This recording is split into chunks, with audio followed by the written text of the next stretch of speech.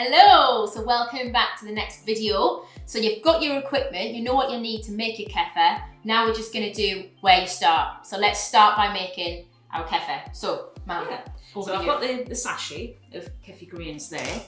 I'm just going to cut that. And it's a little bit messy, but I'm going to tip it straight into the jar. Quite small, these will be very small because they're not terribly mature, but that's fine. So we've got that in there, and according to the instructions that have come, we're going to add 250 millilitres of milk. Okay, so that's full cream milk there, 250 millilitres. You can actually use as well, you can use full fat, semi-thin milk, semi-skim milk and skim milk. You do get the same product. I personally think you get a little bit of a better product with semi-skimmed or full fat.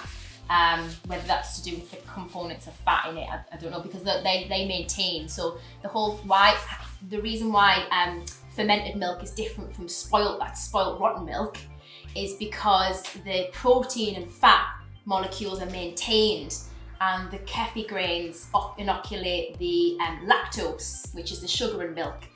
So then it creates this lovely, thick, kind of creamy kefir drink. Whereas if you just left a glass of milk out without kefir grains, the molecules, or the fat and protein would go with all that cloggy and clumpy, and that'd be broken down as well, and that's rotten, and you don't want to drink that. So that is why the difference. So yeah. So simple as that, really. Put the filter on the top. Just have to hold it. Okay, so there we have it. It could take up to 24 hours, to get started, because those kefir grains have to adjust.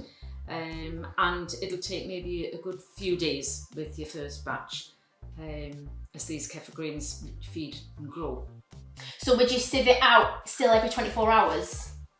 Or would you, to get it going still, or would you say you leave it more than 24 hours? Yeah, because you do need to look for signs of the milk actually changing. You need to see maybe clumps developing and, little bits of separation, so that you've got sort of liquid separating from the milk.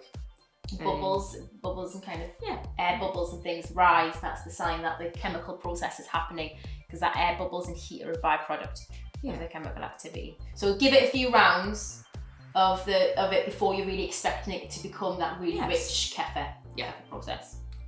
Cool, and that's it. It's literally that simple. Okay, so stay tuned for the next video, and we're going to go into what happens next.